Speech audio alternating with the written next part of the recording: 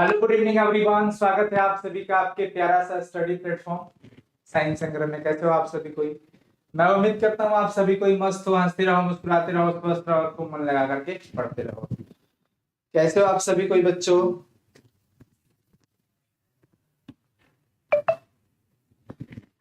भाई वीडियो चल रहा है ना? क्लियर ऑडियो वगैरह सब कुछ क्लियर है? एक बार सारे बच्चे कंफर्म बता देंगे।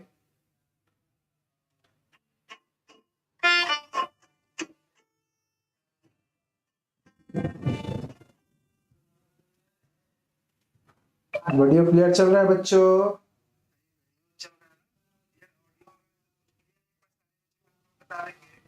क्लियर है।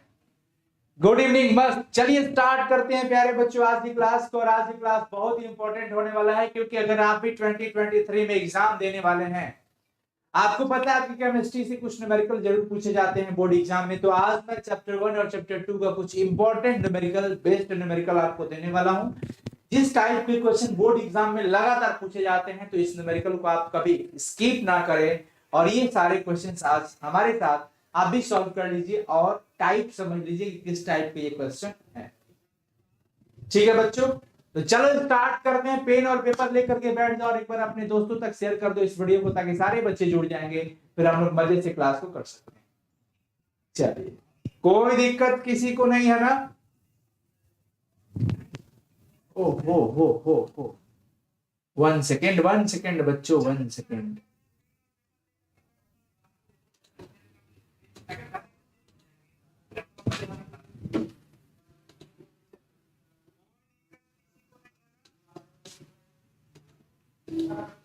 One second. चलिए, अब सब कुछ क्लियर होगा। चलो स्टार्ट करते हैं बच्चों। एकदम पेन और पेपर लेकर के बैठ जाओ और देखो, सबसे पहला सवाल आपके सामने बोर्ड एग्जाम पे चमक गया। एक धातु फलक केंद्रित घन ये एकक जालक के रूप में क्रिस्टलीकृत होती है। एकक कोशिका के किनारा 408 पीएम है। कितना है? 408। धातु परमाणु का व्यास कितना होगा ये निकालना है। ध्यान रखिएगा बड़ी ध्यान से, बहुत मजेदार सवाल होने वाला है। क्वेश्चन न्यूमेरिकल सॉल्व करते समय अक्सर बच्चों को ये दिक्कत होता है कि सर न्यूमेरिकल सॉल्व कैसे करें, कैसे पता चलेगा क्या पूछ रहा है एग्जाम में, मतलब क्वेश्चन में क्या पूछ रहा है। तो न्यूमेरिकल बनाते समय आपको सबसे पहला जो बात ध्यान रखना है वो ये है कि क्या न्यूमेरिकल के अंदर दिया है, डेटा क्या क्या दिया है और क्या आपसे पूछ रहा है। ये पहले सारा चीज जो भी दिया रहता है उसको नोट करना सबसे पहला काम होता है। आइए, जो सबसे पहले दिया है उसको नोट कर लेते हैं। कह रहे हैं कि एक धातु फलक केंद्रित घन ये इकाई सेल का है, यानी ये बात पहले तय होगा कि ये एफसीसी है। तो हम यहाँ पर नोट कर लेंगे कि भैया हम जो सॉल्व करने जा रहे हैं क्वेश्चन को, ये एफसीसी वाला है और इसमें क्रिस्टलीकृत होती है। एकक कोशिका का किनारा 408 पीएम है, दे दिया है। किनारे ए की लंबाई, किनारा ए होता है ना, 408 पीएम दे दिया। धातु परमाणु का व्यास कितना होगा ये पूछना है, मतलब पूछ रहा है, ये हमें निकालना है। एक बात याद रखना बच्चों, एफसीसी में ए दे दिया है और आपसे डी पूछ रहा है। डी बोले तो डायमीटर यानी कि व्यास। व्यास हम तब निकाल सकते हैं जब अपने पास त्रिज्या आ जाता है तब, क्योंकि त्रिज्या का दोगुना कर देने पर व्यास पता चल जाता है। अगर हम त्रिज्या निकाल लेते हैं तो आसानी से उसमें 2 से गुना कर देने पर पूरा का पूरा व्यास निकल जाएगा। लेकिन अब सबसे बड़ी बात है कि त्रिज्या निकाले कैसे। तो भाई एफसीसी में ए और आर में सीधा रिलेशन आपको पता होता है। जब भी आप घर से निकलना चाहते हो कहीं जाने के लिए, तो आप माइंड में एक चीज सोचते हो कि यार यहाँ से वहां जाने के लिए कौन सी बस है, क्या डायरेक्ट गाड़ी है या फिर कहीं से जाकर के फिर वहां से बस पकड़ना पड़ेगा। क्या डायरेक्ट फॉर्मूला है अपने पास ए से आर तक जाने के लिए? यस, अपने पास फॉर्मूला डायरेक्ट है। और वो फॉर्मूला कौन सा है बच्चों, आपको पता है? आर बराबर ए बाई 2√2। आर बराबर ए बाई 2√2 फॉर्मूला होता है ना। ए का वैल्यू कितना दिया है? 408 पीएम, 408 रख दिया। 2 गुना में √2 का वैल्यू कितना होता है? 1.414। फटाक से सॉल्व कर देंगे इसको। चलो ना सॉल्व कर लेते हैं ना, जल्दी से सॉल्व कर लेते हैं। देखो क्या करना है अपने को। कैलकुलेटर हमने ले लिया। 408 एक मिनट पहले, 2 गुना 1.414 बराबर ये वैल्यू कितना हो गया? 408 बटा में 2.828। कैलकुलेशन है ये, आप भी कर सकते हो, लेकिन पहला क्वेश्चन है तो मैं कर दे रहा हूं। 408 भागा में कर दिए 2.828 से, और ये निकल के आ गया लगभग 144, लगभग 144 पीएम। आर का वैल्यू आ गया 144 और आपसे पूछा जा रहा है कि आप डी निकालिए, मतलब कि व्यास निकालिए। तो चूंकि आर बराबर डी बाई 2 होता है ना, तो डी बराबर 2 इंटू आर। व्यास निकालना है तो आर में 2 से गुना करना पड़ जाएगा बच्चों। तो भैया 2 से आप आर में गुना कर लो। आर का वैल्यू कितना है 144, तो ये हो जाएगा 288 पीएम। बोलो समझ आ गया ना। ये बहुत आसान और बहुत इंपॉर्टेंट सवाल जो कई बार एग्जाम में पूछता है, कई बार ये क्वेश्चन एग्जाम में पूछता है बच्चों। तो कोई दिक्कत बताइए।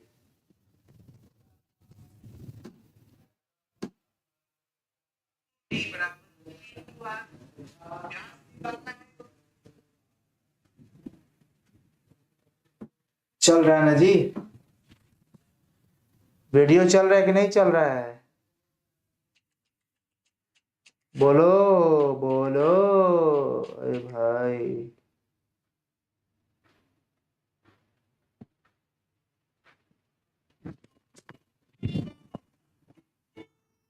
No sir.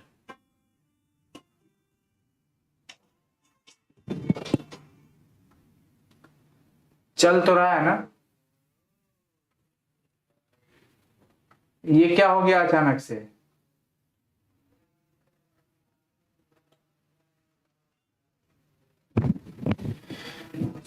ये अचानक से क्या हो गया बच्चों? ये तो चल रहा है ना।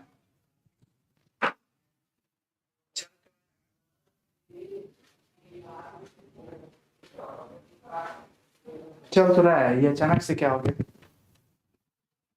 इतने सारे बच्चे कहाँ चले गए सब?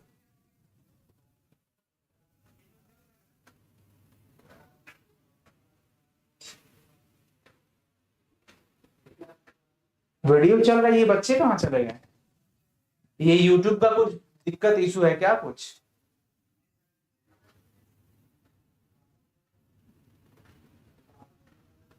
कुछ यूट्यूब का दिक्कत है ना।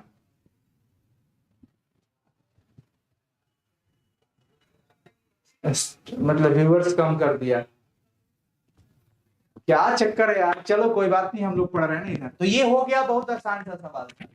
अगला सवाल कह रहा है कि लिथियम की बीसीसी संरचना है, उसका घनत्व इतना दे दिया है तथा परमाणविक द्रव्यमान भी दे रखा है। कह रहा है कि लिथियम धातु के एकक कोशिका की कोर की लंबाई ज्ञात करो।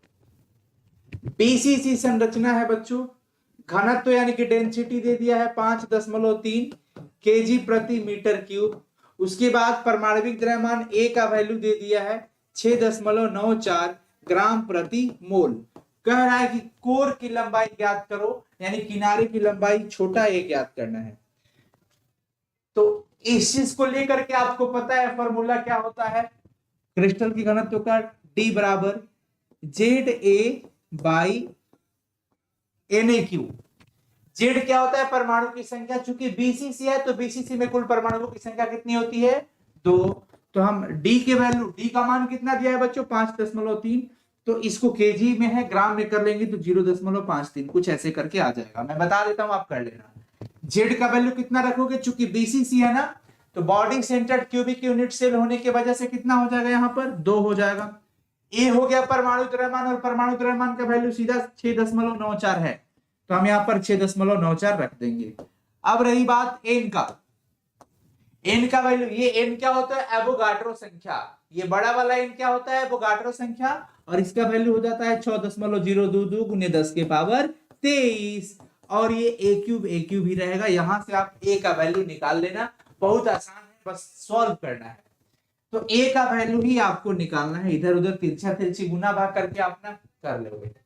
कोई दिक्कत बताइए बच्चों, कोई दिक्कत किसी को? हाँ आज हिंदी होगा ना। हिंदी तो कल एप्लीकेशन पर हुआ था, कल हिंदी ऐप पे पढ़ाए थे, आज यूट्यूब पर पढ़ाएंगे। ट्यूसडे एंड थर्सडे को ऐप पे पढ़ा रहे हैं फ्री में, आप सब आगे पढ़ो। बन जाएगा, बन जाएगा बच्चों। यहाँ पे एसपीसी भी हो सकता है, लेकिन लिथियम है ना, तो लिथियम की संरचना बीसीसी होती है। अगर कोई तत्व का नाम नहीं देता है, ऐसे ही तत्व कुछ लिख देता है कि हाँ किसी पदार्थ का है, किसी तत्व का, तो जो भी देगा उसके अकॉर्डिंग यहाँ पर जेड का वैल्यू रख देना है। बीसीसी है, बीसीसी के चक्कर में हमने 2 रख दिया, तो बस सॉल्व करना है, तो सॉल्व तो कर ही सकते हैं आप, सिर्फ सॉल्व ही तो करना है ना।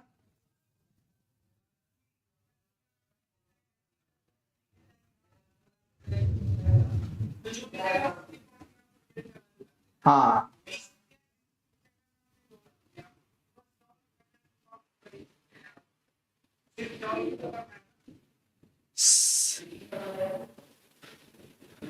अरे वीडियो पता नहीं यूट्यूब का कुछ इश्यूज था, अभी इतने सारे बच्चे थे, सब कहां चले गए।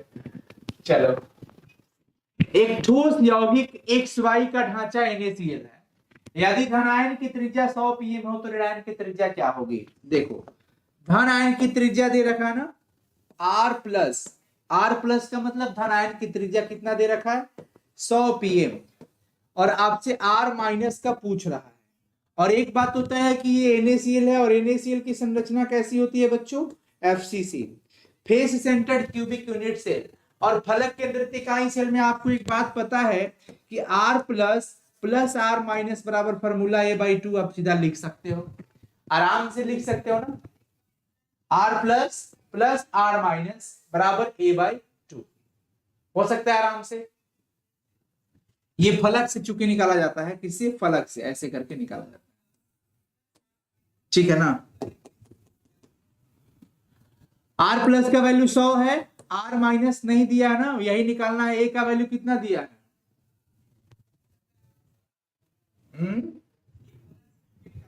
अच्छा, ये वो वाला है ना, हाँ दिया ही नहीं है तो कहां से निकालेंगे, वही तो, यहाँ पे ये फॉर्मूला थोड़ी लगेगा, यहाँ पे ये लगेगा त्रिज्या अनुपात का R प्लस बटा R माइनस बराबर 0.414। R प्लस का वैल्यू दे दिया है ना, R प्लस का वैल्यू रख देंगे बच्चों 100 बट्टा में R माइनस बराबर 0.414, नीचे कुछ नहीं तो 1 है, बाई क्रॉस कर देंगे तो R माइनस निकल जाएगा। R माइनस कितना हो जाएगा 100 बट्टा में 0.414, आराम से आप निकाल सकते हो, आराम से आप निकाल सकते हैं बच्चों।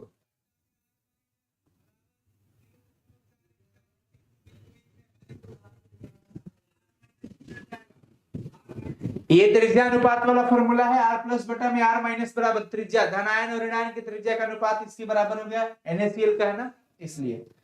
तो R प्लस का वैल्यू कितना दे रखा है 100 pm, 100 रख दिया, R माइनस नहीं दिया है, निकालना है, बराबर में 0.414 बाई क्रॉस करके जो भी है सॉल्व कर देंगे, बन जाएगा। अगला क्या है, एक आयनिक क्रिस्टल की फलक केंद्रित घनीय एकक किनारे की लंबाई 508 pm है, यदि धनायन की त्रिज्या 110, हाँ ये वाला, देखो किनारे की लंबाई दे दिया है बच्चों 508 pm, किनारा का लंबाई बोले तो A का वैल्यू दे दिया है।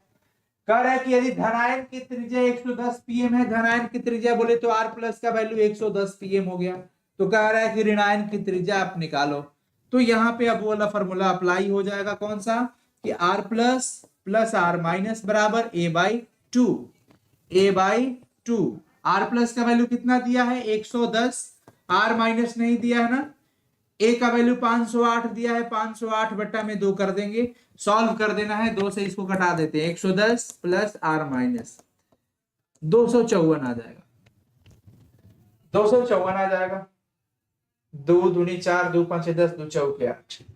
अब R माइनस कर देंगे इधर ना, R माइनस बराबर 254 में से 110 को माइनस कर देंगे, 254 माइनस 110, 4 4 144 pm।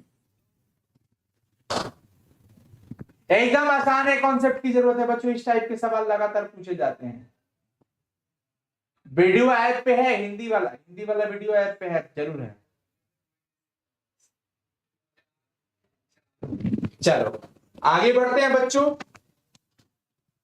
यदि NaCl को इतना 10 की पावर -4 मोल प्रतिशत SrCl2 से डोपित किया जाए तो धनायनों का सांद्रण क्या होगा। ये बड़ा मस्त सवाल है। देखिए, ये चूंकि दोष वाला है, क्रिस्टल दोष वाला है, आपको पता है अशुद्धता दोष, इंप्योरिटी डिफेक्ट, अशुद्धता दोष में क्या हो रहा था, NaCl में हम लोग क्या मिला रहे थे, SrCl2। चूंकि एक एसआर आता था तो दोनों की विद्युत उदासीनता तो कायम रखता था, लेकिन एक रिक्ति बच जाती थी। तो कह रहे हैं कि 10 की पावर -4 मोल प्रतिशत, मतलब 100 में 10 की पावर -4। अगर हम बात करें तो NaCl के 100 मोल में कितना मोल में? 100 मोल में ये कितना हो गया? 10 के पावर -4, 10 के पावर -4 मोल। इसलिए अगर हम एक की बात करें तो 10 के पावर -4 बटा में 100 आ जाएगा। इसलिए कितने अणु टोटल होते हैं? 6.022 गुने 10 के पावर 23 में अगर निकालें तो क्या करना होगा? गुना करना पड़ जाएगा। 10 के पावर -4 बट्टा में 100 से गुना कर देंगे ये एवोगाड्रो संख्या से, 6.022 गुने 10 के पावर 23। तो ये क्या है बच्चों? 10 के पावर 2 यहां से कैंसिल कर दिया तो 21 बचा, 21 में से 4 कर दिया तो 17, 6.022 गुने 10 के पावर 17, इतना आंसर आ जाएगा। बहुत आसान है, बस यूनिटरी मेथड टाइप का लगा करके बना दिया गया तो बन गया ना, एकदम आसान सा सवाल। उसके बाद चलिए फटाफट से कर लेते हैं, ज्यादा टाइम लेने की क्या जरूरत है, 15-20 मिनट में निपटा देते हैं। आदर्श NaCl क्रिस्टल के 1 ग्राम में एकक कोशिकाओं की लगभग संख्या की गणना करें। 1 ग्राम में आदर्श NaCl क्रिस्टल के 1 ग्राम में पूछा जा रहा है। एक्चुअली 1 ग्राम में अणु की संख्या पूछी जा रही है तो पहले अणु की संख्या निकालने के लिए हम लोग मोल निकाल लेते हैं। अणु की संख्या का डायरेक्ट फॉर्मूला भी आप लगा सकते हैं। अणु की संख्या का फॉर्मूला क्या हो जाता है? मोल। मोल से गुना कर देते हैं किसमें? 6.022 गुने 10 की पावर 23 से। मोल बराबर हो जाता है दिया गया द्रव्यमान बटा में आणविक द्रव्यमान, आणविक द्रव्यमान गुना में 6.022 गुने 10 की पावर 23।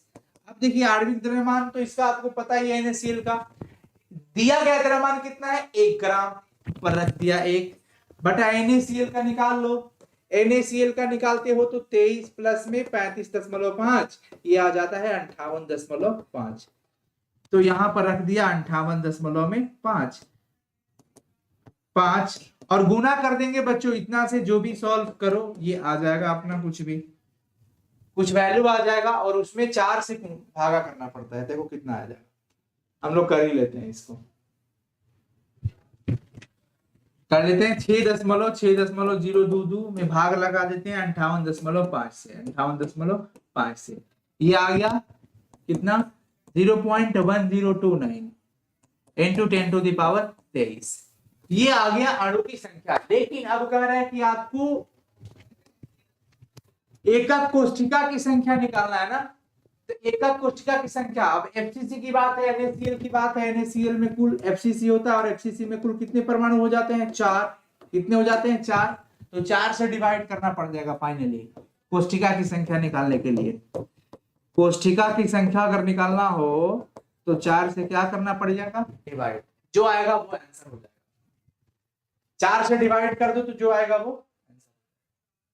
समझ में आ गया बच्चों? समझ आया कि नहीं है बताओ? आवाज क्लियर है? क्लियर है आवाज?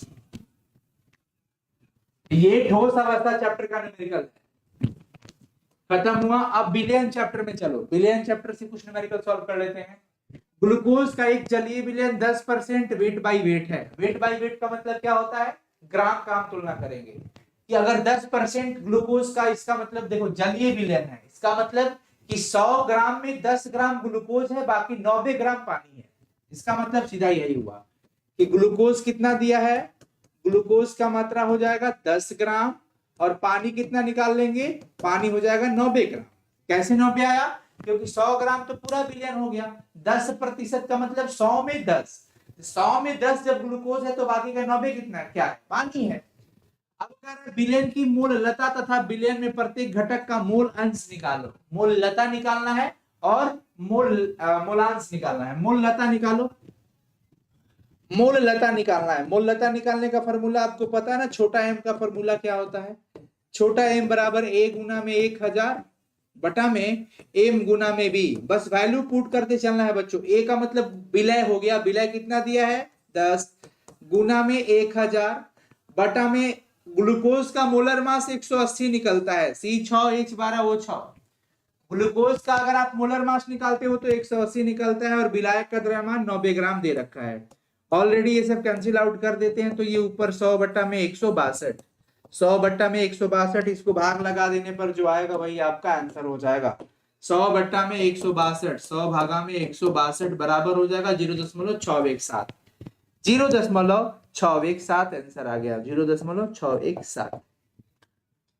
अब करेंगे बिलियन में प्रत्येक घटक का मोल अंश निकालो। मोल अंश का मतलब मोल प्रभाज को कहा जाता है, जिसको मोलांश भी लिखा जा सकता है। अब जिसका मोल प्रभाज निकालना है, जैसे मान लो हम मोल प्रभाज निकाल रहे हैं किसका, अगर मान लीजिए हम मोल प्रभाज निकाल रहे हैं बच्चों, मोल प्रभाज ग्लूकोज का, तो ग्लूकोज का मोल ऊपर रखेंगे। अब ग्लूकोज का मोल ऊपर रखेंगे, मोल मोल बराबर दिया गया द्रव्यमान बटा में आणविक द्रव्यमान, तो ग्लूकोज का द्रव्यमान कितना है 10 बटा में इसका आणविक द्रव्यमान 180 बटा में फिर विलय का और प्लस में विलायक का 90 बटा में 18, क्योंकि जल का मात्रा कितना है 90 और जल का आणविक द्रव्यमान कितना आ जाता है बच्चों 18। बस ये सॉल्व कर देना है, ग्लूकोज का निकल जाएगा। अगर इसी तरीके से अगर आप निकालना चाहते हैं तो पानी का निकाल सकते हो, जिसका निकालना है उसका मोल ऊपर रख दो। तो पानी वाला कितना है 90 बटा में 18 ऊपर रख देंगे, 90 बटा में 18, नीचे पूरे विलयन का, विलयन का बोले तो विलय प्लस विलायक, यानी कि 10 बटा में 180 प्लस 90 बटा में 18। सॉल्व कर देना, जो आएगा वो आंसर होगा। इसके अलावा ये सब सॉल्व करना आप भी। इसके अलावा कह रहा है कि यदि विलयन का घनत्व 1.2 ग्राम प्रति ml हो तो मोलरता क्या होगा। मोलरता का फॉर्मूला क्या होता है बच्चों, मोलरता निकालने के लिए मोलरता m बराबर हो जाता है n बटा में भी, विलय का मोल बटा में आयतन, लेकिन आयतन तो दिया नहीं है, क्या दे रखा है घनत्व दे रखा है। तो आपको पता है कि विलयन टोटल कितना है 90 10 मिलाकर के 100 हो जाएगा, तो टोटल विलयन कितना ग्राम हो गया 100 ग्राम। और इसका घनत्व कितना दे रखा है, इसका घनत्व दे रखा है 1.2 ग्राम प्रति ml। तो घनत्व बराबर द्रव्यमान बट्टा में आयतन फॉर्मूला होता है ना, डेंसिटी बराबर में मास बट्टा में वॉल्यूम, तो मास कितना रख देंगे 100 बट्टा में वॉल्यूम कितना हो जाएगा 1. फिर यहां मोलरता में n किसका पूरे पदार्थ, तो यहां पर मोल रख देंगे और बट्टा में नीचे विलय का मोल, तो विलय का मोल कितना हो जाएगा 10 बट्टा में 180, 10 बट्टा में 180। फिर बट्टा में आयतन की बात आ जाती है, आयतन कितना है 100 बट्टा में 1.2, लेकिन ये ml में है ना, तो ml वाला फॉर्मूला पता है ना 1000 से गुना कर देते हैं, बस सॉल्व कर लेना, ये भी आंसर आ जाएगा। ये भी हो गया और ये भी हो गया, तो सॉल्व हो जाएगा बच्चों। एक बार देख लो और चैट सेक्शन में लगा लो यस और नो।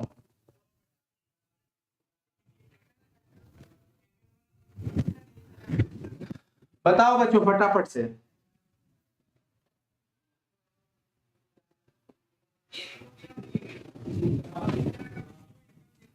क्लास बहुत अच्छा लग रहा है, बहुत बढ़िया बच्चों, हमें गर्मी भी बहुत ज्यादा लग रही है ना।